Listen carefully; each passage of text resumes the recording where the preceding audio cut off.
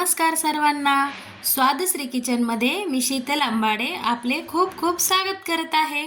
तर आज आपण बनवणार आहोत करडईची सुकी भाजी. त्यासाठी लागणारे साहित्य पुढील प्रमाणे आहे.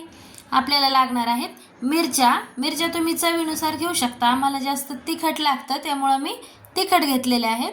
भाजलेले शेंगदाणे आणि लसण पाकळ्या आणि सोबतच खूप सारी अशी घेतली आपण करडईची भाजी, जी की मी धुवून आणि चिरून घेतलेली आहे. आता आपण या भाजीला उकडण्यासाठी टाकणार आहोत. थोडा वेळ भाजीला आपण थोडंसं उकडून घेणार आहोत. अगदी थोडी मऊ झाली की आपण भाजी काढून घेणार आहोत. हे वाटण आपण मिक्सरमधून मीठ घालून थोडंसं फिरवून घेणार आहोत. या पद्धतीने भाजी आपण उकडून घेतलेली आहे. एवढे इथपर्यंतच आपल्याला भाजी उकडायची आहे, जास्त नाही उकडून घ्यायची. अशा पद्धतीने आपण भाजी धुवून थंड पाण्याने पिळून घेतलेली आहे, जेणेकरून तिचा कलर हिरवाच राहणार आहे आणि तिची जी कुकिंग प्रोसेस आहे ती थांबणार आहे. आता यानंतर आपण पुढील प्रोसेस बघूया. कढई गरम झालेली आहे. आपण आता यात टाकलेलं आहे तेल. यानंतर आपण टाकणार आहोत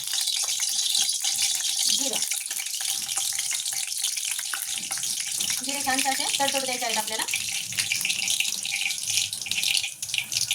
जिरे लालसर झाले की आपण यात ॲड करणार आहोत हे जे आपण मिक्सरमधून काढून घेतलेलं वाटण आहे, अगदी दरदरीत काढलेलं आहे, ते ॲड करणार आहोत आपण. याचं छानसं परतून घ्यायचं आहे हे वाटण. मस्तपैकी सर्वात मस्त इतका छान वास, खमंग वास सुटला एकदम असं मस्तपैकी छान असं परतून घ्यायचं आहे. हे असं छानसं परतलं की आपण यात ॲड करणार आहोत ही करडईची भाजी. मस्तपैकी अशी या मसाल्याला लावून घ्यायचं आहे. पुन्हा आपण बनवलेले जे आहे हिरवं तिखट हे असं व्यवस्थित प्रकारे याला लावून घ्यायचं आहे. पहा किती सुंदर असं झालेलं आहे. सुंदर व्यवस्थित असं अशा पद्धतीने भाजी परतली की आपण त्यात थोडंसं पाणी ॲड करणार आहोत. छान अशी परतून घ्यायची ही भाजी मस्त.